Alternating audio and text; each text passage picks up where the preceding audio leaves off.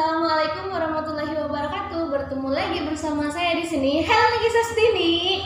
Baik teman-teman, hari ini saya membuat video khusus untuk mata kuliah inovasi pendidikan. Yang saya pilih adalah TK Harapan.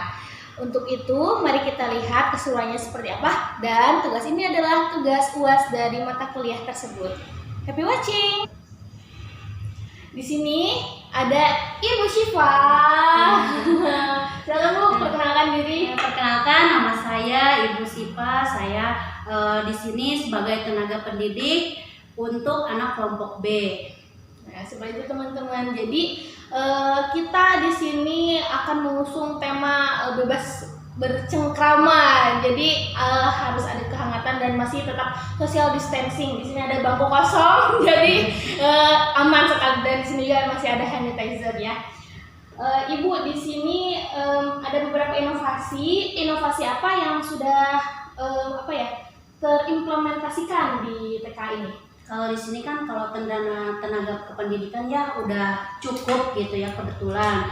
Alhamdulillah spesifikasi tenaga pendidiknya semua lulusan dari S1 PG PAUD, dari mulai kepala sekolah, terus tenaga pendidik di sini ada empat mencakup sama kepala sekolah juga. Gitu. Ada 4. Iya.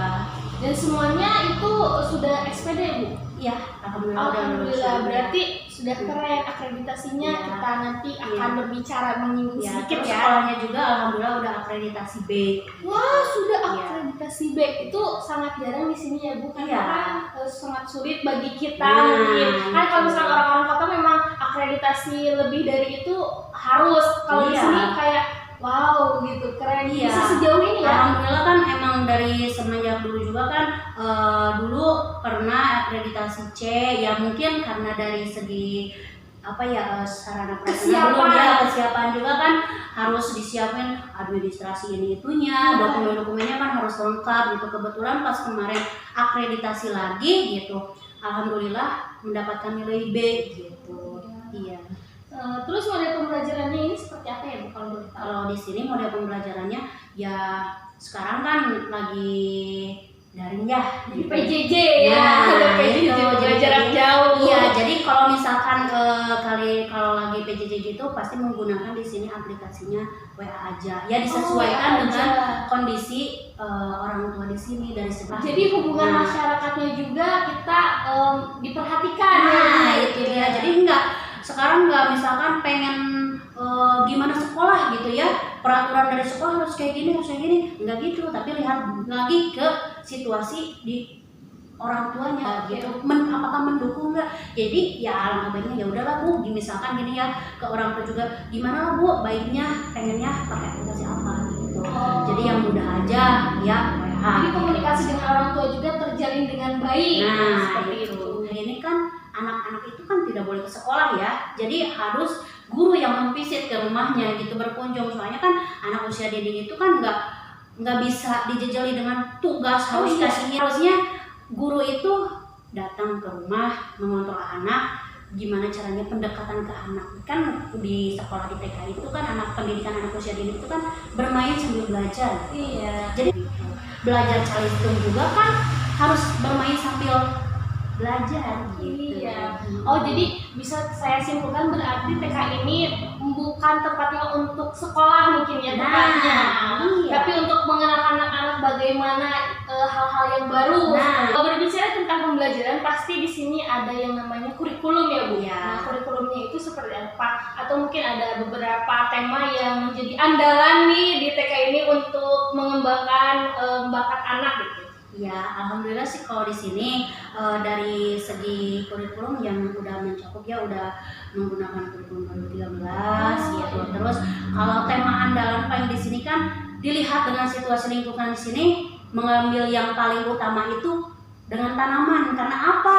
Tanaman kan sekarang melihat di sini dekat sawah gitu ya. Memanfaatkan dan memanfaatkan alam, terus dekat sawah, terus anak-anak bisa bercocok tanam juga gitu. Karena kan profesi juga enggak mencakup harus menjadi abdi negara, enggak harus menjadi tenaga medis, kan bisa lepas dari itu ya. Jadi anak-anak itu sejak dini itu dikenalkan dengan profesi-profesi lain. Nah itu kan, sedangkan kan tema banyak ya, tema banyak gitu. Jadi kalau misalkan di TK ini udahlah kita fokuskannya apa gitu. Jadi ya misalkan kita ngambilnya, oh gimana sih kalau misalkan di TK ini kan lebih dekat dengan lingkungannya kan, disinilah masih asli gitu ya, ada sawah. Jadi anak setiap itu juga berkunjung kemana gitu. Misalkan ada tiap 1 minggu sekali anak dibawa ke sawah atau misalkan ke tempat pertanian ya. Jadi anak memperkenalkan itu gitu. Tapi tetap tema yang lain juga diikuti gitu, karena kan memang anak itu kan perlu pengenalan gitu. Misalkan ada tema profesi, misalkan terus ada tema rekreasi gitu. Kalau misalkan tema rekreasi kan di sinilah apa ya, paling acara keluarnya misalkan satu semester sekali gitu, semester sekali baru acara keluar. Sekarang kan lagi keadaan seperti ini, ya udahlah memanfaatkan yang ada aja di sini gitu. Jadi IPH ya, Institut Pertanian TKH. Terus sarana dan prasarananya, saya lihat di sini sepertinya 10 tahun belakangan ini sedang gembor-gembornya ya. Iya, alhamdulillah sih melonjak kalau dari sarana prasarana di sini. Alhamdulillah gitu, sangat memfasilitasi gitu ya. Sekarang dari segi bangunan, kalau misalkan luar juga kan gitu, alhamdulillah dalam ya, alhamdulillah cukup lah gitu untuk anak gitu, untuk kerja dari fasilitas buat gurunya juga alhamdulillah gitu. Ya segini mah alhamdulillah gitu ya, sudah bisa diberikan kenyamanan buat anak, buat gurunya juga gitu. Just information ya guys, saya ini lulusan dari sini dan saya ketika melihat ini, wow, iri banget pengen jadi balik lagi ke TK gitu. Soalnya waktu dulu kan saya itu cuma 1 kelas ya Bu, tapi sekarang mantap, udah ada 3 kelas ya. Iya, kebetulan saya juga lulusan dari sini juga gitu. Tim pengajarnya juga dari sini gitu. Jadi lebih mantep lagi. Ya karena kan ini TK ini kan berdirinya tahun 1985, jadi udah cukup lama. Dari Kecamatan Sukatani aja di sini baru 1 sekolah TK ini gitu, TK Harapan gitu. Legend of TK di Sukatani. Iya. Di sini ada media pembelajaran. Saya lihat ada beberapa media pembelajaran di sini. Dan itu mungkin juga hasil tangan anak-anak atau dari kreasi gurunya di sini. Kalau di sini kan menekankan untuk media pembelajaran itu, sekarang kan pembelajarannya lagi PJJ ya. Nah, jadi anak itu membuat kreasi masing-masing gitu. Semacam kemarin aja kebetulan saya kan tema ini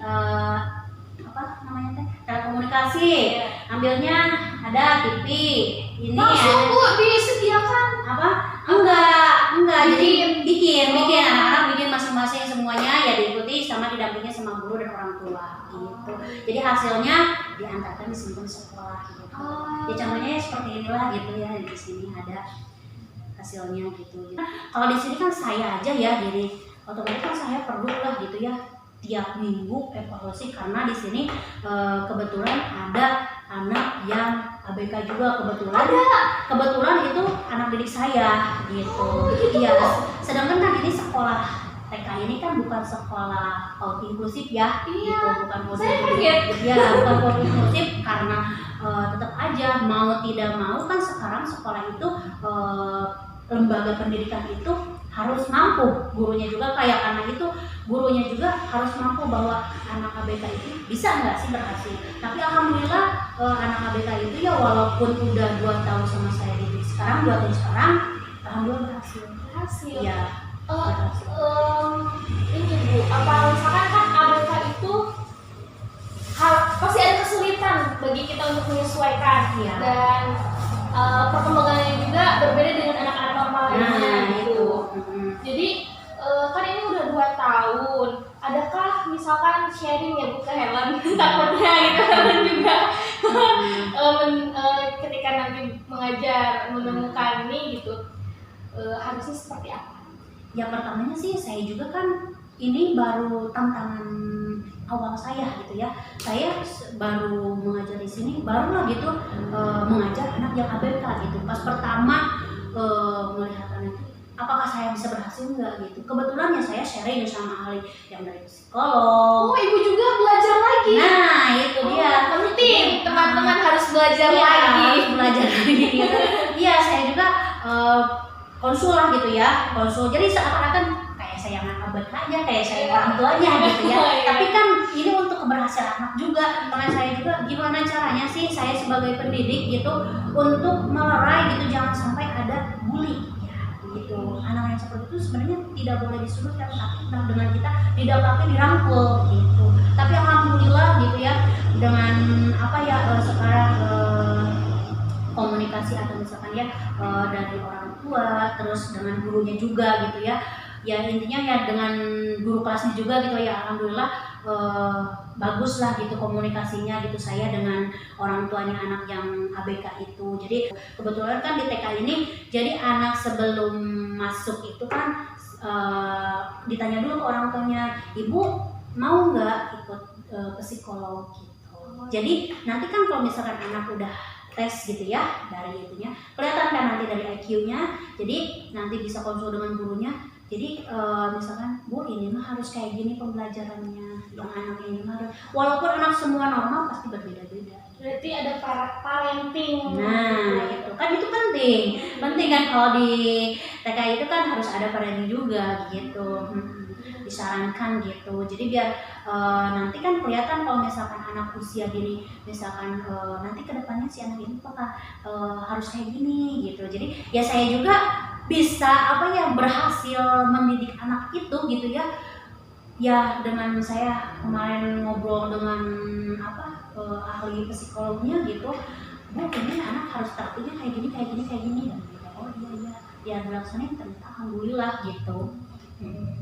Jadi teman-teman, ternyata banyak sekali ilmu dari wawancara yang saya dapat hari ini. Selanjutnya kita beranjak ke inovasi, kebijakan dan cara pembelajaran di saat PJJ gitu Bu. Ada di sini pertanyaannya, apakah Ibu sudah melakukan pelatihan kepada guru dalam mengikuti webinar atau workshop mengenai pembelajaran jarak jauh untuk anak usia dini? Alhamdulillah sudah. Untuk PJJ pelajarannya udah ya. Kalau boleh tahu dilaksanakannya itu bersama-sama atau misalkan kan kita mah sekarang lewat Zoom ya Bu ya? Lewat Zoom, sama-sama dilaksanakannya. Bergrup ya? Iya. Sudah dilaksanakan. Yang kedua, berdasarkan masalah PJJ, aplikasi atau platform apa saja yang sudah Bapak atau Ibu anjurkan atau sepakati untuk digunakan? Kan masih ada komunikasi dengan orang tua, gimana nih? Ya kebetulan kan yang tadi saya udah ulas juga ya. Nah di sini kan disesuaikan dengan keadaan orang tuanya juga, kesiapan orang tuanya juga. Jadi di sini menggunakan aplikasinya yang mudah saja gitu, WhatsApp aja. Dan bisa digunakan oleh siapapun ya Bu. Nah, itu bisa WhatsApp kan Bu? Nah itu dia. Selanjutnya, apakah inovasi tersebut memberikan dampak positif? Jika iya, dampak apa yang diberikan? Anak-anak udah canggih informasi ya Bu ya? Iya. Alhamdulillah lah gitu, kalau pokoknya sangat positif banget. Terus bisa nggak sih misalkan ngasih buktinya berupa foto, ya, video? Nah, jadi kan kalau misalkan dari dampak aplikasi itu ya, misalkan anak harus melaksanakan tugasnya misalkan bercocok tanam di rumah ya dengan orang tuanya gitu. Nanti bisa melalui dikirimkan ke gurunya foto atau video. Jadi kalau misalkan foto itu kan hanya takutnya bohong ya, takutnya yang penting anak bisa bercocok tanam gitu kan, takutnya gitu. Lebih baik video gitu. Jadi kan video kelihatan gerak-gerik anak gitu. Dan untuk bercocok tanam juga anak-anak selalu bahagia loh Bu. Nah itu, main tanah gitu. Iya. Yang selanjutnya, apakah inovasi tersebut memberikan dampak negatif? Jika iya, dampak negatif apa yang Ibu rasakan gitu? Maksudnya ya dampak negatifnya mungkin Ya kalau dampak negatif ya biasanya kan kalau melaksanakan bercocok tanam ya, kalau misalkan ngambil tema tanaman itu ya biasanya kan dilaksanakan sekolah ya biasanya dengan keadaan seperti ini gitu ya, sekarang pembelajaran PJJ gitu, jadi seorang pendidik gitu ya, guru lah gitu, guru dengan anak itu untuk rangkulan untuk mendekatkan dengan anak itu jadi kurang gitu. Harmonisnya itu Nah, lebih itu. tipis loh. Sedangkan kan kalau misalkan jadi guru TK itu ya jangankan gitu, kalau misalkan lagi bercerita aja di depan kan harus kelihatan senyumnya seperti apa, marahnya seperti apa gitu kan. Terus kan lihat mimik wajah anak juga seperti apa, apakah anaknya senang enggak sih sama gurunya gitu. Kan kelihatan nanti kalau misalkan anaknya lagi enggak senang, lagi enggak mood, tapi gimana caranya gurunya harus bikin mood. Kalau misalkan anak kan banyak lah sekarang kalau lagi konsul aja ke sekolah, Bu, sekolahnya belajarnya pengen di sekolah, nggak mau di rumah sama mama. Kalau di rumah sama mama, di rumah dimarahin terus. Nah, gitu. Gimana kalau misalkan gurunya juga yang marah-marah di sekolah aja. Jadi kalau jadi guru kayak itu harus disenangi dengan anak. Gitu. Makanya Negatifnya ada jarak jauh itu seperti itu. Nah, Dan itu. untuk ibu, refleksi ibu itu dari cerita anak ya. Iya, dari cerita anak. Jadi kan anak harus bercerita juga, misalkan dengan tema hari ini, anak juga harus bercerita kesenangan dia tuh apa sih gitu. Berarti pertanyaannya sudah ibu singgung ya, karena pertanyaan ini adalah bagaimana respon siswa, orang tua, masyarakat terhadap inovasi yang dipilih oleh pihak sekolah tersebut. Berarti ya responnya itu ya sesuai dengan apa yang kita berikan. Nah itu, alhamdulillah lah gitu. Kalau responnya sih itu kan masuk lagi keterkaitan dengan komunikasi ya, guru dan orang tua gitu. Ada nggak sih Bu? Maksudnya kan ini pertanyaan lebih sensitif ya Bu. Ada nggak orang tua yang misalkan protes mungkin? Kan kadang-kadang seperti itu ya Bu. Ada orang tua yang misalkan Ibu Helen kenapa anak saya begini? Ada nggak sih Bu? Atau Ibu Helen kamu kenapa kegiatannya? Ada nggak? Kalau yang protes sih pasti ada terus ya, ada gitu. Ya kan kalau apalagi sekarang lagi pembelajaran seperti ini gitu kan, kita nggak bisa lah gitu sekarang misalkan lagi pembelajaran PJJ kayak gini, orang tua tuh kan misalkan pengen sekolah gitu kan. Orang tua di situ tuh pengen sekolah? Ada lah gitu, Oh, ada ada. beberapa orang tua pengen sekolah katanya gitu. Tetap aja kan kalau misalkan udah sekolah kayak gitu kan tanggungannya ya berat lah gitu ya, tanggung jawabnya berat gitu, nantinya melihatnya ke depannya gitu. Orang lain juga kan PJJ mau tidak mau ya sekarang kan gimana caranya kita cari aman ya, kita home visit aja dari ke rumah orang tuanya gitu. Nggak gitu orang tuanya konsul dengan saya misalkan ya, dengan guru-gurunya yang ada di sekolah di sini gitu, langsung misalkan Bu kita pengen konsulnya misalkan 1 minggu 2 kali misalkan gitu, boleh gitu. Ada juga soal kapan sih Bu kita rame-rame lagi gitu, misalkan melaksanakan kegiatan di luar ya, misalkan yang 1 minggu sekali kan kita suka jalan-jalan lah gitu ya, mau ke sawah, ke tempat pertanian gitu. Itu mungkin 1 minggu Ya, sekali. 1 minggu sekali. Terus kalau untuk kan misalkan tiap pagi kan di sini pasti anak-anak diajak olahraga dulu gitu. Iya, itu Nah, kebiasaan di sini yang nah, selalu dipertahankan. Iya, selalu dipertahankan dari dulu sampai sekarang, pasti anak-anak itu diajak olahraga dulu gitu. Makanya anak-anak juga udah kangen Bu, gimana pengen senang, pengen ya gimana kan sekarang keadaannya seperti ini gitu. Jadi kan anak-anak juga sekarang mau apa ya namanya tuh jadi jiwa sosial dengan ininya juga sama teman-teman juga sekarang kelihatan lah gitu, jadi mungkin kurang gitu. Berbeda ya, Nah, karena main di lingkungan rumah dengan sekolah itu kan selalu ada perbedaan rasa. Nah itu iya yang biasa misalkan ketemu dengan teman sekolah masuk ke seperti ini, teman main di rumah seperti ini gitu. Yang dipilih oleh pihak sekolah itu ya media pembelajarannya PJJ, jadi masih menggunakan aplikasi gitu ya Bu. Respon orang tua masyarakat adalah juga random, berbeda-beda. Ada yang memang cuek, ada yang memang iya kapan ini sekolah anak saya gitu. Tapi kan ini sekolah. ya sedangkan kan orang tua juga kan ada yang cuek, yang penting anak ini gimana gurunya aja, ada yang kayak gitu, ada yang orang tua yang cerewet, Bu ini gini. Nah gitu. Selanjutnya, apa saja kesulitan yang Bapak atau yang Ibu hadapi saat melaksanakan PJJ untuk anak usia dini? Kesulitannya Kesulitannya sih pendekatan dengan anak gitu. itu sulit banget ya. Iya. Walaupun misalkan video call juga kan kayak anak ya ceria video call Iya, sama tapi guru. kan kita nggak bisa apa berdekatan dengan anak. Beda kalau misalkan kita lagi ngobrol ya, face to face secara langsung gitu ya. Kita ngobrol dengan anak, bisa anak tuh dipeluk, dirangkul gitu. Anak bisa melihat tatapan wajah gurunya seperti apa, gurunya juga melihat tatapan wajah anak gimana. Guru juga kan orang tua kedua mereka gitu. Jadi nggak sekarang anak nangis, kalau misalkan anak berantem, dibiarin aja kan nggak gitu. Saya merasakan sih Bu waktu nangis kalau di dapur itu ada beberapa hal yang saya rasakan karena waktu TK saya langganan nangis teman-teman. Jadi ya saya merasakan ya ketika misalkan nangis telat aja misalkan gurunya kayak dicuekin, padahal makanya anak-anak yang lain juga perlu perhatian. Sebenarnya kan perasaan anak itu sangat sensitif gitu ya. Tapi yang penting kita sebagai gurunya jangan sampai kelihatan gitu kasih sayangnya gitu, jangan dibeda-bedakan sama aja gitu. Justru sekarang ada PJJ kayak gini, pendekatannya ke anak ya saya juga merasa gimana ya, inilah gitu, kasihan gitu. Hati terasa terkoyak-koyak teman-teman gitu. Jadi iya kasihan gitu yang biasanya meluahkan rasa kasih sayang saya kepada anak gitu secara ya. nyata. Nah, secara nyata sekarang kan cuma lewat video call gitu. Iya. Baik, alhamdulillahirrahmanirrahim. Hari ini percakapan sangat hangat sekali. Dan alhamdulillah Ibu Syifanya juga sudah bisa meluangkan waktu karena Ibu Syifa ini sangat sulit sekali teman-teman bertemu dengan Ibu Syifa. Kita udah nge-cancel 2 kali pertemuan itu.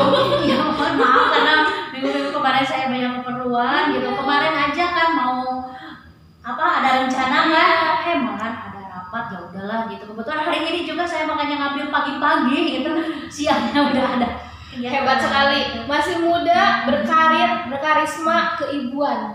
Keren, Ibu Syifa menjadi salah satu idol bagi saya seperti itu teman-teman. Hari ini sangat berkesan sekali bagi saya dan mudah-mudahan video ini selain untuk memenuhi tugas mata kuliah inovasi pendidikan, siapapun yang melihat video ini dapat mendapatkan manfaatnya. Happy watching, nanti kita ketemu lagi di lain waktu. Saya Helen Nagisa undur diri. Wassalamualaikum warahmatullahi wabarakatuh.